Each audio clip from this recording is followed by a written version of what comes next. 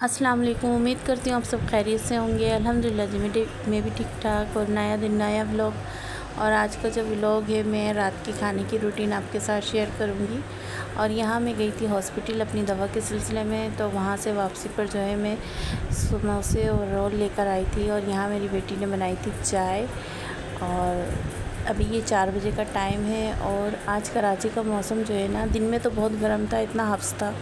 और अभी 4 बज चुके हैं, लेकिन इस वक्त जो है ना हवा चल रही है और मौसम एकदम से चेंज हो गया है।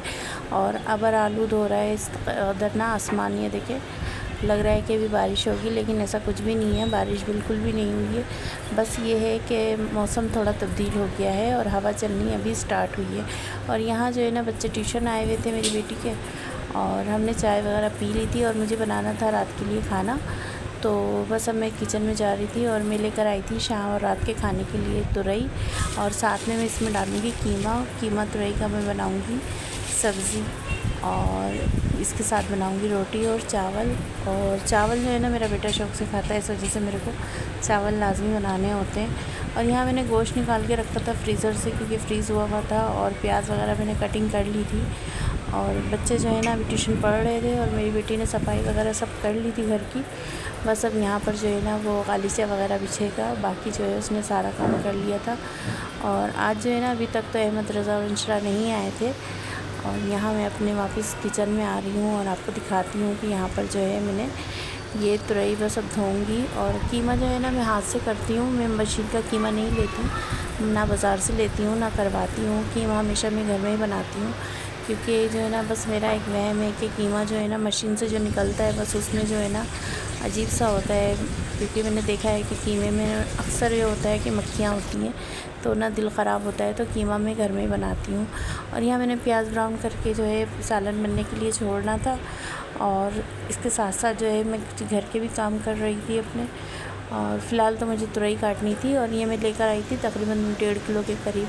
तो कीमा बस मैंने बनने के लिए रख दिया था, और अब मैं जा रही थी रूम में, क्योंकि टाइम लगता है इसको छीलने में काटने में।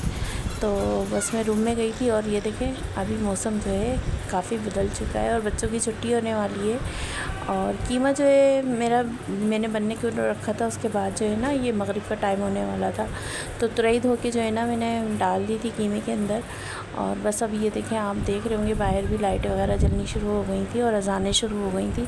तो मुझे पढ़नी थी नमाज़, तो मैंने बेटी को बोला था कि तुम देख लेना। तो ये है कि ना खाना तो मेरा बन चुका था, रोटियां मैं बना के गई थी, और साथ में जो है ना चावल मेरी बहू ने बना लिए थे। और उसके बाद जो है ये मैं किचन में आ गई थी दोबारा से देखने के कितना काम हुआ क्या। तो यहाँ पर जो है चावल उन्होंने दम दे दिए थे। उसके बाद जो है मैं रूम में गई, तो बेटे ने बोला अम्मी कूलर चला दें। जब कूलर देखा तो उसमें पानी नहीं था रूम कूलर में, तो मैंने वो बाउल से भर भर के जो है अपने रूम कूलर में पानी डाला कि चले अब खाना तो बन चुका है, उसके बाद हम रूम कूलर चलाते हैं ना तो ज़रा ठंडा हो जाता है कमरा हमारा। और किचन की हालत कुछ ऐसी थी कि ये अभी बिखरा हुआ था, और ये काम मेरा नहीं था, अब मेरी बेटी या मेरी बहू करेगी। और मैं जा रही थी रूम के अंदर, क्योंकि मैं थक चुकी थी। और आज जो है ना 2 दिन से मेरे बीपी का भी मसला है, सर में इतना दर्द था, तो मैं अपनी दवा भी लेकर आई थी। और यहाँ बेटे को बताया, छोटा वाला बेटा आया खाना मांग रहा था, तो उसने बोला क्या बनाए, मैंने कहा तुरई कीमा। तो उनका जो है ना मूड ऑफ हो गया कि मैं नहीं खाऊँगा।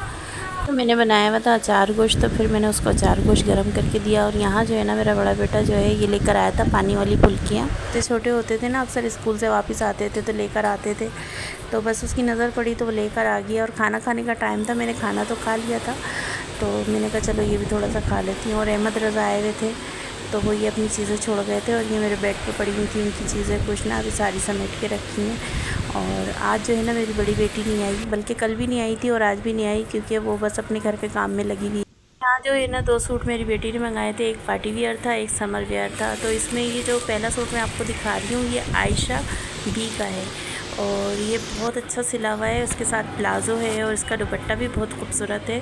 और इसके साथ ये कुर्ती है, और पहनने में ना बेहद हसीन लग रहा था, बहुत खूबसूरत लग रहा था ये।